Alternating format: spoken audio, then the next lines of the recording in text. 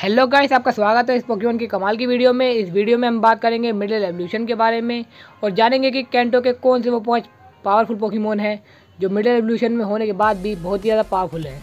इन्हें एनीमे और गेम में भी बहुत ही अच्छे से रिप्रेजेंट किया गया है। तो पहले एक डिस्क्लेमर प्लस रूल। डिस्क्लेमर यही है कि ये ओपिनियन सिर्फ मेरा हैगा, आपका ओपिनियन कुछ अलग हो सकता है। और यहीं पर रूल बनते हैं कि ये गेम और एनीमे के बेसिस पर इन्हें मैंने सेट किया है। नंबर 5 माचोक। कैंटो का ये कमाल का फाइटिंग टाइप पोकेमॉन है जिसके 3 एवोल्यूशन है और ये मिडिल एवोल्यूशन है। ये मिडिल एवोल्यूशन होने के बाद भी हिटमोनली और हिटमैनचैन जैसे पोकेमॉन से भी ज़्यादा पावरफुल दिखाया गया है फिजिकली। और इसके पास इतनी ज़्यादा पावर हैगी कि ये एक जाइंट ट्रक को भी अपने हाथ से उठा सकता है। ये फिजिकली बहुत ही ज़्यादा स्ट्रॉन्ग है। इसके मसल इतने ज़्यादा हार्ड हैं कि स्टील के बराबर आप मान सकते हैं, यानी कि ये ब्लड प्रूफ भी हो सकता है। और इसके पास इतनी ज़्यादा पावर हैगी कि ये लंबी दूरी तक किसी भी भारी सामान को ले आ सकता है बिना थके। और ये मिडिल एवोल्यूशन इतना ज़्यादा यूज़फुल है कि कई जिम लीडर्स ने इसको अपने फाइटिंग पोकेमॉन में रखा है, जैसे कि चक, मेलिन, कोरिना और अभी जो लेटेस्ट चल रही है बेई, जो एस की सबसे ताकतवर राइवल में एक आ चुकी है। ये राइवल नहीं कह सकते यार, मगर बहुत ज़्यादा इरिटेटेबल है क्योंकि ये बहुत ही ज़्यादा पावरफुल है।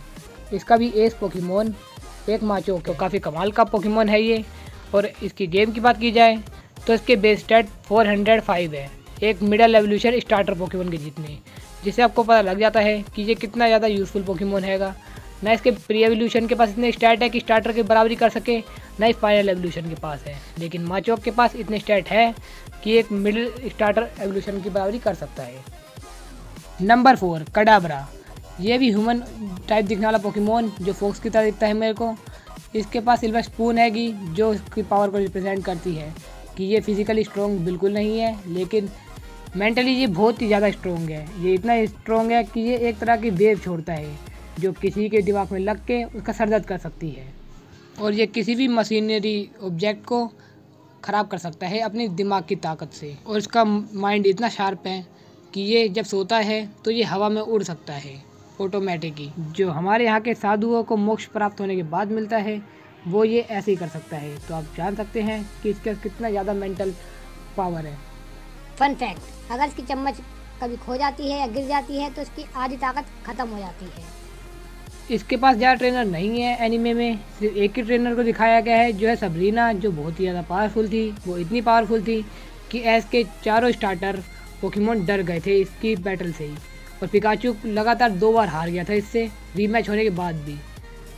इतना ही नहीं, इसको हराया अभी भी नहीं गया है।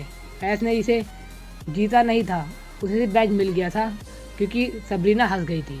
ये इतना पावरफुल पोकेमॉन हैगा, लेकिन तब भी इसका एनीमे में ज़्यादा ट्रेनर ना होने के कारण ये इतना पीछे है।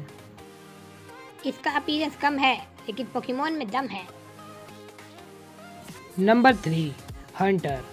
ये इतना पावरफुल पोकेमॉन तब भी नंबर 3 पे आता है, तो आप सोच सकते हैं मिडिल एवोल्यूशन इससे भी ऊपर है कैंटो में, जो हंटर को भी हरा सकते हैं।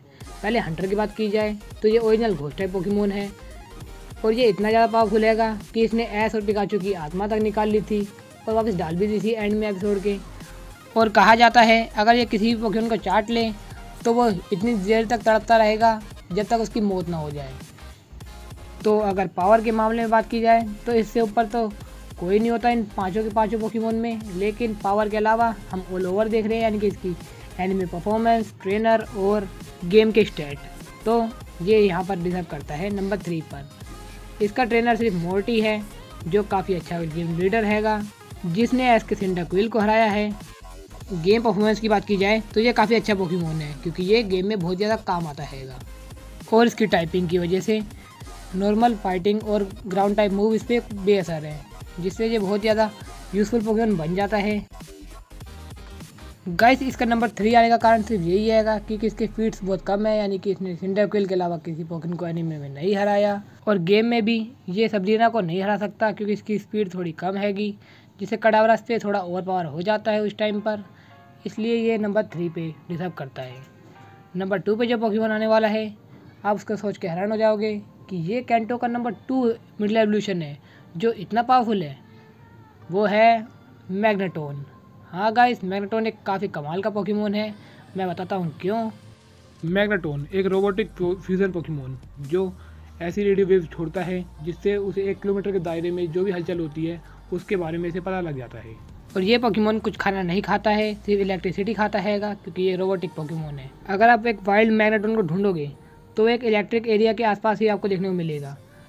ट्रेनर एंड फीड्स की बात की जाए तो इसके ट्रेनर है क्लेमेंट, वॉटसन और जैक्सन। इन तीनों ही ट्रेनर के पास ये कमाल का पोकेमोन रहा है, जिसमें से क्लेमेंट के मैग्नेटोन ने पायरोर और विविलियन को ईजिली हरा दिया था एक ट्रेनर के पोकेमोन को, और वहीं जैक्सन के मैग्नेटोन ने सिंडाक्विल और पिकाचू दोनों को ही हरा दिया था, वो भी एक ही बैटल में।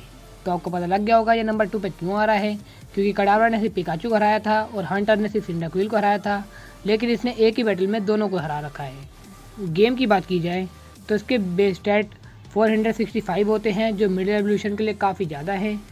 और इसके पास एक और खासियत है कि इसकी टाइपिंग इतनी कमाल की है कि ये कई टाइप वाले मूव पर नॉट वेरी इफेक्टिव पाता है अपने आप को, और पॉइजन टाइप तो इस पर लगते ही नहीं है, जिससे ये नंबर 2 को बहुत ही अच्छे से डिजर्व करता है, यानी कि एक अंडररेटेड पावरफुल पोकेमोन मैग्नेटोन है। तो नंबर 1 पे जो पोकेमोन आने वाले हैं उनको आपने गैस कर लिया होगा। अब तो अंदाज़ा लगा ही लोगे यार, मैंने एक नहीं 2 पोकेमोन के बारे में बात की है, यानी कि वो आने वाले हैं। तो पहला पोकेमोन है मैग्मार, तो दूसरा पोकेमोन होगा इलेक्टाबज़। तो पहले मैग्मार की पावर के बारे में बात करते हैं। तो ये एक फ्लेम पोकेमोन हैगा, या फिर मैग्मा पोकेमोन कह सकते हैं, क्योंकि ये एक्टिव वोल्केनो के पास ही देखने को मिलता है एक वाइल्ड पोकेमोन के रूप में। ये अपनी बॉडी से इतनी हीट प्रोवाइड कर सकता है कि कोई भी पोकेमोन सामने वाला घबरा जाए या आसपास का कुछ चीज़ें जल सकती हैं। और इसका ऑरा इतना हार्मफुल हैगा कि एस के पिकाचू ने जो थंडर शॉक मारा था उसका असर उसको बिल्कुल नहीं हुआ था। उसकी अगल बगल की हीटिंग ने थंडर शॉक को पूरा ही नाकामयाब कर दिया था। तो ट्रेनर एंड फीड्स की बात की जाए तो इसके ट्रेनर है ब्लेन, पॉल और गैरी। जो ब्लेन हैगा जिसने पिकाचू को हरा दिया था लगभग, क्योंकि पिकाचू ने हार नहीं मानी थी, लेकिन मैच को रोकना पड़ गया था, वरना पिकाचू का खेल खत्म हो जाता। और चार्जर को भी बहुत ज़्यादा अच्छी टक्कर दी थी। और दूसरा है पोल का मैग्मार, जिसने मेलिन के लुकारियो को ईजिली डिफीट कर दिया था। और मेलिन का लुकारियो कोई आम पोकेमोन नहीं था, ये बहुत ज़्यादा पावरफुल था। और आखिरी में आता है गैरी का मैग्मार, जो बहुत ज़्यादा पावरफुल तो था, लेकिन उसने तब भी टाइप एडवांटेज होने के बावजूद उसको नहीं हरा पाया हेराक्रोस को।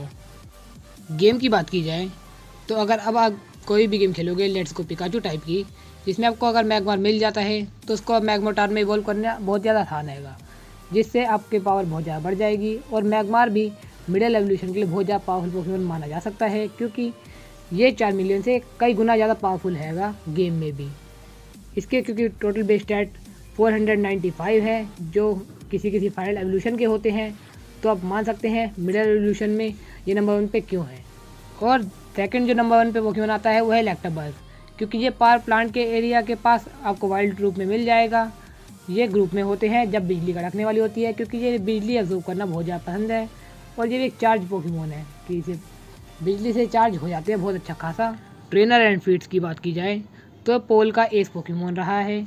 और इलेक्टाबज़ बहुत ही ज़्यादा पावरफुल था, उसने एस के मोनफर्नो को बहुत बुरी तरीके से हरा रखा हैगा।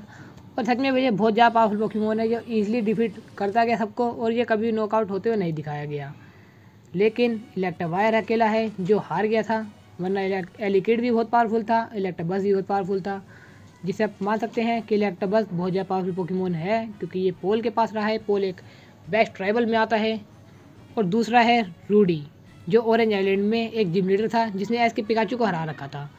और तीसरा है ड्रेक का इलेक्टाबज़, जिसने बल्बासोर को हरा रखा है और चार्जर को भी थोड़ी और टक्कर दी थी। और एक मैकी के पास भी था, जिसने फैनपी को हरा दिया था लगभग, जिसे एस ने उसको वापस बुला लिया था। और उसने टोटोडाइल को भेजा, जिसको भी हरा दिया था उसने। तो एनीमे में तो ये इतना कमाल का है ही, और गेम में भी इसके बेस स्टैट 490 है, जो मैग्मार से थोड़े कम है, लेकिन इसकी वीकनेस भी बहुत ही ज़्यादा कम है, क्योंकि ये ग्राउंड टाइप पोकेमोन के अगेंस्ट वीक है, और ये वरना बहुत ज़्यादा पावरफुल पोकेमोन है। तो ये थे 5 मिडिल एवोल्यूशन पोकेमोन कैंटो की तरफ से। अब अगला वीडियो आएगा तो उसका नेक्स्ट पार्ट में जोटो की बात की जाएगी, क्योंकि मिडिल एवोल्यूशन भी कमज़ोर नहीं होते।